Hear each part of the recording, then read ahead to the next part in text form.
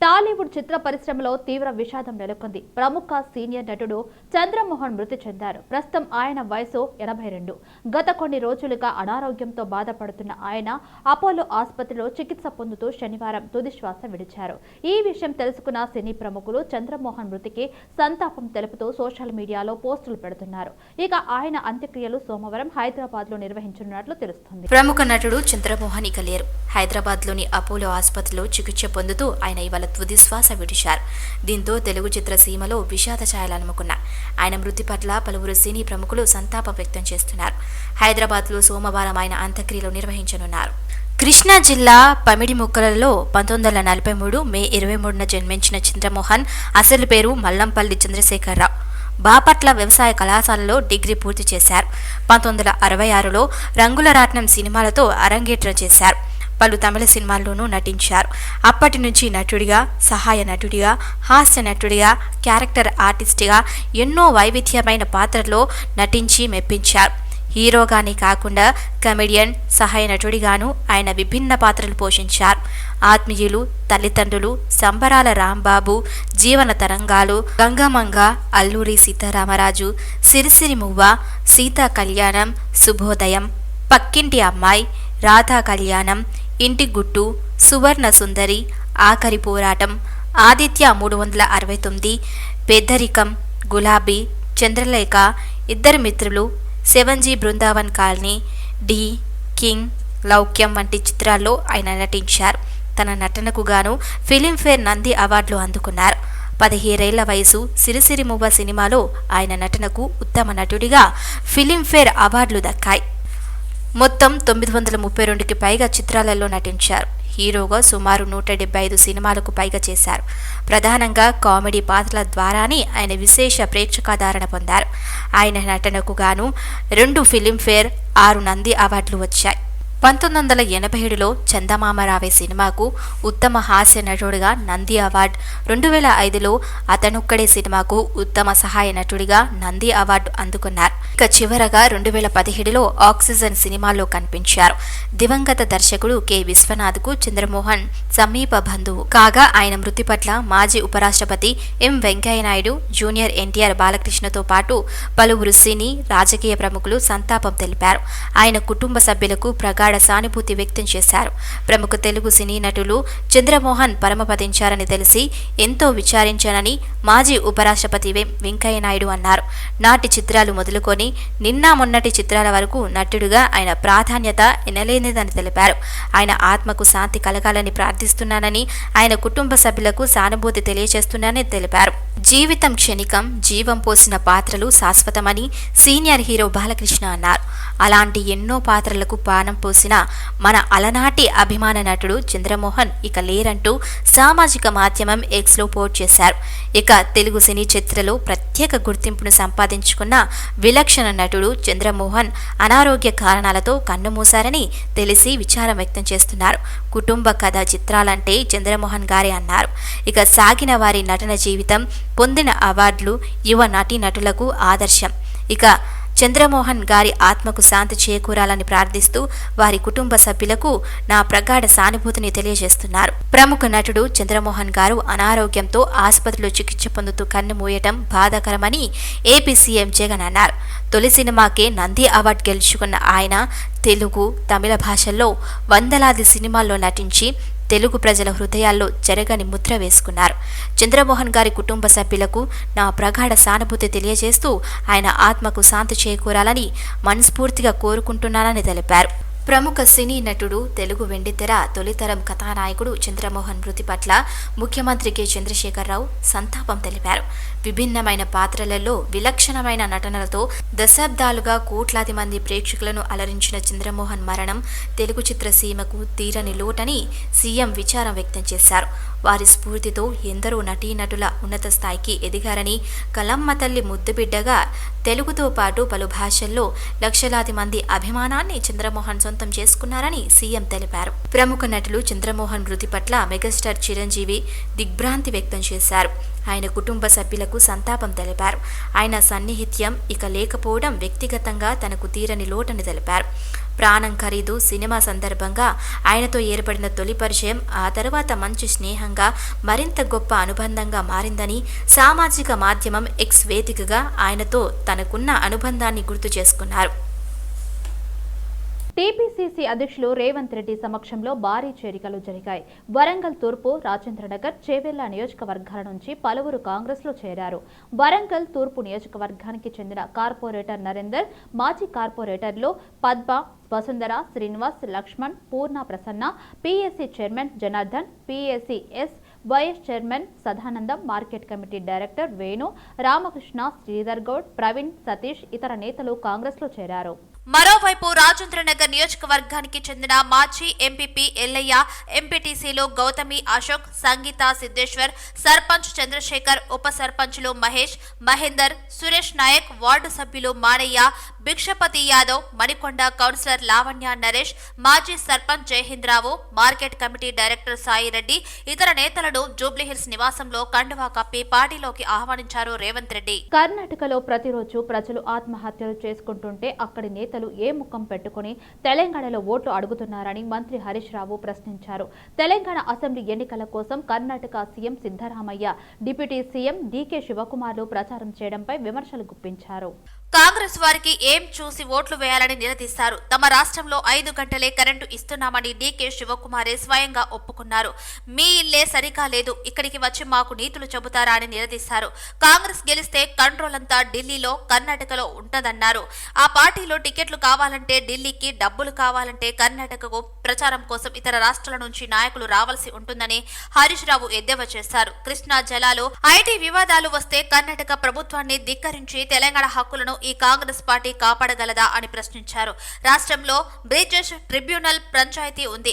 ఇందులో కాంగ్రెస్ పార్టీ నాయకులు ఎటువైపు ఉంటారని ప్రశ్నించారు. కాళ్లు మొక్కేవాళ్లు, అడుగులకు మడుగులు ఒత్తేవాళ్లు తెలంగాణ ప్రయోజనం ఏం కాపాడగలనని, తెలంగాణ రక్షణ కేసీఆర్ వల్లే సాధ్యమవుతుందన్నారు. కాంగ్రెస్ పార్టీ ప్రకటించిన బీసీ డిక్లరేషన్ లో ఏమాత్రం పసలేదని బీజేపీ ఎంపీ లక్ష్మణ్ విమర్శించారు.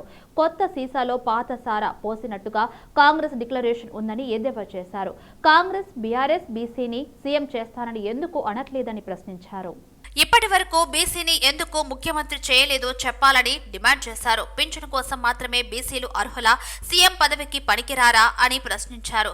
కాంగ్రెస్ లో ఉన్న రెడ్లు ఎవరికి వాళ్ళు సీఎంగా ప్రకటించుకుంటున్నారని మండిపడ్డారు. బీజేపీ అధికారంలోకి రాగానే జనాభా నిష్పత్తికి అనుగుణంగా బడ్జెట్ కేటాయింపులు ఉంటాయని లక్ష్మణ్ స్పష్టం చేశారు. ఈ రోజు కాంగ్రెస్ పార్టీ కర్ణాటక ముఖ్యమంత్రి సిద్ధరామయ్య గారు బీసీ డిక్లరేషన్ వారు ప్రకటించడం చూస్తూ ఉంటే భారతీయ జనతా పార్టీ బీసీ నినాదం ఎంత పనిచేస్తున్నదో వారు చెప్పకనే చెబుతా ఉన్నారు. వాళ్ళు కొత్త సీసాలో పాత సారా మాదిరిగా కేవలం ఓట్ల తాపత్రయం కోసము ఏదో మసిబూసి మారడికాయ చేసి బీసీల సాధికారత, సంక్షేమము ఇవన్నీ కూడా వాళ్ళ పాలనలో మచ్చుకైనా కనిపించకపోవడం. పటంచెరు నియోజకవర్గంలో ఈసారి కాటా శ్రీనివాస్ గౌడ్ భారీ మెజార్టీతో గెలుస్తారని, పటంచెరు ప్రజల కష్టాలు దూరం చేస్తామని కాటా శ్రీనివాస్ గౌడ్ సతీమణి కాటా సుధారాణి అన్నారు. సమయం తక్కువ ఉన్నందువల్ల అందరినీ కలవడం కుదరడం లేదని ప్రజలంతా ఆలోచించి కాంగ్రెస్ పార్టీకి ఓటు వేసి గెలిపించాలని ఆమె కోరారు. కాటా శ్రీనివాస్ గౌడ్కు ధనబలం లేదని, ప్రజల మీద ప్రేమ ఉందని, ప్రజల కష్టాలు తెలిసిన మనిషి అని ఆమె తెలిపారు. చివరి రోజు బీఫామ్ తీసుకొని వచ్చి వేయడము ప్రజలందరికీ కూడా చెప్పలేకపోవడం తను కాటా శ్రీనివాస్ గౌడ్ గారు. అయినా కానీ భారీ ఎత్తున నామినేషన్ టైంకి అందరూ వచ్చేసి మేమున్నాము అనేది ఒక్కసారి చూపించారు. నేను చాలాసార్లు అనుకునేదాన్ని, అన్న అందరి కోసం నిలబడ్డాడు కదా, ఆపద టైంలో ఎవరు ఎట్లుంటారు అనేది నేను ఎప్పుడు ఎస్టిమేట్ చేయలేకపోయినా, కానీ కార్యకర్తలు కావచ్చు, ఓటర్స్ కావచ్చు, ప్రతి ఒక్కరు మేమున్నాము అనే భరోసా ఇచ్చిండ్రు. అది నాకు నిజంగా చాలా సంతోషాన్ని ఇస్తుంది. అదే రకంగా మరి వాళ్ళు స్వచ్ఛందంగా వచ్చారు ఒక 30,000 మంది.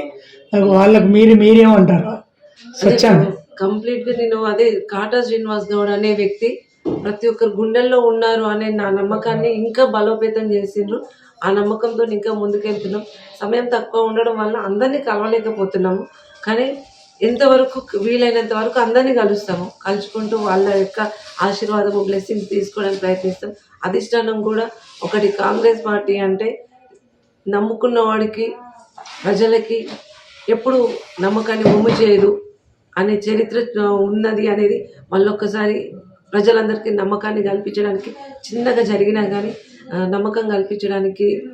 ఎవరు ఎన్ని చెప్పినా రాష్ట్రంలో మళ్లీ అధికారంలోకి వచ్చేది బీఆర్ఎస్ ప్రభుత్వమేనని, అభివృద్ధి సంక్షేమ కార్యక్రమాలు యథావిధిగా కొనసాగుతాయని సనత్ నగర్ బీఆర్ఎస్ అభ్యర్థి తలసాని శ్రీనివాస్ యాదవ్ స్పష్టం చేశారు. నియోజకవర్గ ప్రజల ఆశీస్సులతో మూడోసారి భారీ మెజార్టీతో గెలిచి హ్యాట్రిక్ సాధిస్తానన్నారు. నియోజకవర్గ ప్రజల సమస్యలు, చేపట్టాల్సిన అభివృద్ధి పనులపై తనకు పూర్తి అవగాహన ఉందని తలసాని పేర్కొన్నారు.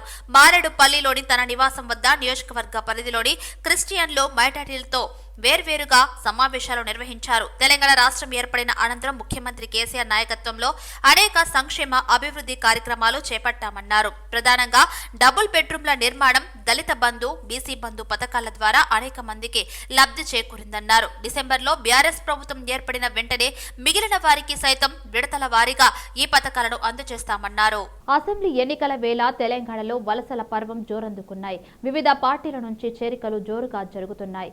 కాంగ్రెస్, బీజేపీ, వైఎస్ఆర్సీపీ పార్టీ నాయకులు కర్రే కృష్ణ, బీజేపీ నాయకులు పెద్దబావి భుజంగారెడ్డి, జగన్, పంతులు, గట్టు మైపాల్ రాజీనామా చేసి బీఆర్ఎస్ పార్టీలో చేరారు. వారికి మంత్రి సబితా ఇంద్రారెడ్డి కండువా కప్పి పార్టీలోకి ఆహ్వానించారు. సాయంత్రం నైటు 6 గంటలకు బాలాపూర్ పోయడం జరిగింది. అక్కడ కాంగ్రెస్ నాయకులు కొంతమంది ఉన్నారు. ఎందుకంటే మేయర్ను మర్యాదపూర్వకంగా పోయి కలవాలని పోయినాం. అక్కడ కొంతమంది కాంగ్రెస్ నాయకులు ఉన్నారు. వాళ్ళు ఏం చెప్పారంటే, నువ్వు కాంగ్రెస్లో కలువు అని బలవంతంగా కండువలు వేయించారు. వేపిస్తే సరే మంచిదని ఏదో వేసుకున్నాము. అయితే ఏదో తెలిసి తెలియక వేసుకున్నా, పొరపాటు అయింది. అది నేను బడంగ్పేట్ మున్సిపల్ కార్పొరేషన్లో టీఆర్ఎస్ జెండా నిలబెట్టింది నేను. ఇదే పార్టీలో ఉంటా, ఇదే పార్టీలో పనిచేస్తా. మాకు ఇంద్రారెడ్డి కుటుంబంతో ఎప్పటి నుంచో సంబంధాలు ఉన్నాయి. వాళ్ళని ఎప్పుడు మరవా, వాళ్ళు కూడా నాకు సాయం చేస్తారు. వాళ్ళ అండతోనే నేను ఉంటా, టీఆర్ఎస్ పార్టీకే పనిచేస్తా. ఏదో పోయి కండువగా ఉన్నందుకు పొరపాటు అయిపోయింది. సబితమ్మతోనే ఉంటా, సబితమ్మతోని పనిచేసి మేము అన్ని గ్రామాలు తిరిగి, అన్ని గ్రామాలల్లో కాన్ఫరెన్స్లో కూడా. కురుమ యువ చైతన్య సమితి రాష్ట్ర అధ్యక్షుడు గోరికే నరసింహ ఆధ్వర్యంలో ఉప్పల్ డిపో దగ్గర కేంద్ర మంత్రి కిషన్ రెడ్డి దిష్టిబొమ్మను దగ్ధం చేశారు. బీజేపీ పార్టీ కురుమలకు టికెట్లు కేటాయిస్తామని చెప్పి తీరా ఎన్నికల ముందు టికెట్లు ఇవ్వకుండా మోసం చేసిందని గోరికే నరసింహ ఆరోపించారు. బీఆర్ఎస్ పార్టీ కూడా కురుమలకు టికెట్ల కేటాయింపులో మోసం చేసినందుకు ఏ ఒక్క కురుమ కూడా బీఆర్ఎస్ పార్టీకి ఓటు వేయకూడదని తీర్మానించుకున్నామన్నారు. కాంగ్రెస్ పార్టీ తమ కురుమలకు 2 టికెట్లు కేటాయించినందుకు తమ సంపూర్ణ మద్దతు కాంగ్రెస్ పార్టీకి ఉంటుందని తెలిపారు. రాష్ట్ర వ్యాప్తంగా కురుమ యువ చైతన్య సమితి ఆధ్వర్యంలో తిరుగుతూ బీజేపీకి వ్యతిరేకంగా ప్రచారం చేస్తామని, రాష్ట్రంలోని అన్ని జిల్లా కేంద్రాలలో ఈ దిష్టిబొమ్మ దహన కార్యక్రమాలు చేపట్టామని వెల్లడించారు. ఈరోజు బీజేపీ పార్టీ కురుమలకు అన్యాయం చేసిన దానిపై బీజేపీ రాష్ట్ర అధ్యక్షుడు కిషన్ రెడ్డి గారి బీజేపీ పార్టీ దిష్టిబొమ్మను మేడిపల్లి కేవైసీఎస్ ఆధ్వర్యంలో దగ్ధం చేయడం జరిగింది. మాకు కుర్మలకు అనేక రకాలుగా అన్యాయం చేసుకుంటూ వస్తున్నటువంటి పార్టీ తీరా అన్నం పెట్టి తినే ముందు గుంజుకున్న పరిస్థితి చేసింది ఈరోజు బీజేపీ. బీఆర్ఎస్ పూర్తిగా కుర్మలను విస్మరించింది. ఆ పార్టీని కుర్మలు కూడా బహిష్కరించడం జరిగింది. కుర్మలు ఎవరు బీఆర్ఎస్కు మేము ఓట్లేయమని మేము ప్రెస్ మీట్లో, సోమాజిగూడ ప్రెస్ మీట్లో కూడా చెప్పడం జరిగింది. బీజేపీ కొన్ని టికెట్లు ఇస్తుందని ఆశించినప్పటికీ, ఒక 5-6 ఎమ్మెల్యేలు ఆశించినప్పటికీ వారు కాకుండా ఒక తులా ఉమా గారికి వేములవాడలో ఇస్తున్నామని చెప్పి లిస్టులో ఆమె పేరు ప్రకటించి ఈరోజు తీరా నామినేషన్ వేసే టైంకు ఒక అగ్రవర్ణాలకు కట్టబెట్టడం అనేది ఇది బీజేపీ బీసీలను మోసం చేస్తున్న తీరుగా మేము గమనిస్తున్నాం. ఎప్పుడైనా కుర్మలే కాదు బీసీలు కూడా గమనిస్తారు. బీజేపీ బీసీ ముఖ్యమంత్రిని చేస్తానని చెప్తూ ఈరోజు బీసీలలో ఎక్కువ స్థానం, ఎక్కువ శాతం ఉన్నటువంటి మా కుర్మలను విస్మరించి హైదరాబాద్ పాత బస్తీలోని చార్మినార్ నియోజకవర్గం బీజేపీ అభ్యర్థి మెగా రాణి అగర్వాల్ నామినేషన్ వేసే క్రమంలో ర్యాలీగా వెళ్తున్న సమయంలో కొంతమంది అసాంఘిక శక్తులు ర్యాలీ రూట్ మ్యాప్ రోడ్డుపై మేకులు వేశారు. గమనించిన బీజేపీ అభ్యర్థి నామినేషన్ వేసిన అనంతరం హుసైడి అలం పోలీసులకు ఫిర్యాదు చేశారు. కేసు నమోదు చేసిన పోలీసులు ప్రాథమిక ఆధారాలు, సీసీ కెమెరాలను పరిశీలించి మేకులు వేసిన 2 నిందితులను అరెస్ట్ చేశారు. నిందితుడిని అదుపులోకి తీసుకుని పోలీసులు విచారిస్తున్నారు. 341, 427, 106 ఐపీసీ సెక్షన్ లో బుక్ అయిన కేసులో అక్యూజ్ ని పట్టుకోవడం జరిగింది. ఈ కేసు విషయంలోకి వెళ్తే నిన్న మెగారాణి అగర్వాల్ చార్మినార్ బీజేపీ నుంచి కంటెస్ట్ చేస్తున్న క్యాండిడేట్ తన ర్యాలీ కోసం వెళ్తుంటే తన దారిలో మేకులు పడడం గమనించింది. తన యొక్క ర్యాలీని ఎవరో భంగపరచడానికి ట్రై చేస్తున్నట్టు ఆమె కంప్లైంట్ ఇచ్చింది. కంప్లైంట్ అందిన వెంటనే హుస్సేన్యాలం పోలీసు 4 డిఫరెంట్ టీమ్స్ ఫామ్ అయ్యి ఉన్న లోకల్లో ఉన్న సీసీటీవీ ఫుటేజ్ అనలైజ్ చేయడం కానివ్వండి, తర్వాత లోకల్ ఇన్ఫర్మేషన్ గ్యాదర్ చేయడం కానీ ఇవన్నీ వర్క్ స్టార్ట్ చేసాం. ఇవాళ దీంట్లో బ్రేక్ త్రూ వచ్చింది. అక్యూజ్లు ఇద్దరు నరసింహ అండ్ రాకేష్ని పట్టుకోవడం జరిగింది. ఎవరైతే మేకులు చెల్లారో వాళ్ళని క్వశ్చన్ చేస్తే వాళ్ళు శశాంక్ అని అతను చెప్తే చేసామంటున్నారు. ఈ అక్యూజ్ A2 అండ్ A3 ఎవరైతే అన్నారో Narasimha and Rakesh rag pickers చెత్త కలెక్ట్ చేస్తూ ఉంటారు. సాయంత్రం ఒక వైన్ షాప్లో పనిచేస్తూ ఉంటారు. ఆ వైన్ షాప్ యొక్క సూపర్వైజర్ అయితే ఉన్నారో సుమన్ అని ఆయన యొక్క చెప్పిన దాన్ని బట్టి వీళ్ళు చేశారని తెలుస్తా ఉంది. అసెంబ్లీ ఎన్నికలను పురస్కరించుకుని కేంద్ర ఎన్నికల కమిషన్ హైదరాబాద్ జిల్లాకు సాధారణ పరిశీలకులుగా 8 మంది IAS అధికారులను నియమించారు. సాధారణ పోలీస్ పరిశీలకులు ఎన్నికల ఏర్పాట్లపై తాజ్ కృష్ణాలో సమావేశం నిర్వహించారు. ఈ సందర్భంగా జిల్లాలో ఎన్నికల ఏర్పాట్లను జిల్లా ఎన్నికల అధికారి GHMC commissioner Ronald Ross PowerPoint presentation ద్వారా వారికి వివరించారు. ఈ కార్యక్రమంలో పోలీస్ కమిషనర్లు, పోలీస్ జనరల్ నోడల్ అధికారులు, మేడ్చల్ జిల్లా కలెక్టర్లు పాల్గొన్నారు. ఓటర్ల టర్న్ అవుట్ పై తీసుకున్న చర్యలపై వివరించారు. గత 2018 ఎన్నికల టర్న్ అవుట్, 2023 టర్న్ అవుట్ గురించి వివరించారు. అందరం కలిసి సమన్వయంతో ఎన్నికల సమర్థవంతంగా నిర్వహించనున్నట్లు ఆయన తెలిపారు. మద్యం, నగదు ఆభరణాలు నియంత్రించేందుకు నిఘా బృందాలను ఏర్పాటు చేయడం జరిగిందని, ఫ్లయింగ్ స్క్వాడ్, SST, VST టీంలతో పాటుగా 18 ఇంటిగ్రేటెడ్ చెక్ పోస్టులు ఏర్పాటు చేసినట్లు వివరించారు. పోలింగ్ సిబ్బంది ర్యాండమైజేషన్ మొదటి దశ పూర్తి చేశామని, రెండో దశ చేయనున్నట్లు రోనాల్డ్ రాస్ తెలిపారు. రంగారెడ్డి జిల్లా రాజేంద్రనగర్ లో జరిగిన భారీ అగ్ని ప్రమాద ఘటనలో కొత్త కోణం వెలుగులోకి వచ్చింది. అగ్ని ప్రమాదానికి ముందు ఓ యువకుడు క్రాకర్స్ దుకాణం వద్ద సంచరించినట్లు సీసీ కెమెరాలో గుర్తించారు. ఈ మేరకు ఘటనపై కేసు నమోదు చేసిన పోలీసులు సీసీ కెమెరాల ఆధారంగా దర్యాప్తు చేపట్టారు. రాజేంద్రనగర్ లో సన్ సిటీ వద్ద క్రాకర్స్ దుకాణంలో వేకువజామున భారీగా మంటలు చెలరేగాయి. దీంతో పక్కనే ఉన్న దుర్గాభవాని ఫుడ్ జోన్ కు మంటలు వ్యాపించడంతో అందులో ఉన్న గ్యాస్ సిలిండర్ పేలింది. ఈ ప్రమాదంలో మరో 3 దుకాణాలు అగ్నికి ఆహుతయ్యాయి.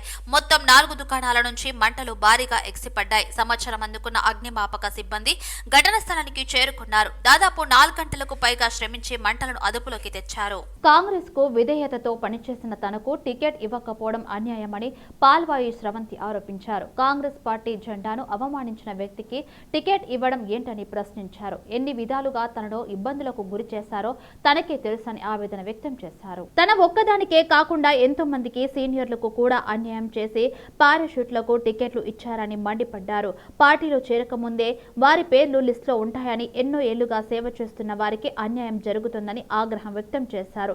పార్టీ జెండా మోసిన వ్యక్తిని విడిచిపెట్టి ఎవరో అనామకుడికి టికెట్ ఇచ్చారని తెలిపారు. 24 గంటల్లో పార్టీలో చేరిన వారికి టికెట్ ఇవ్వడం ఎంతవరకు సమంజసమని ప్రశ్నించారు.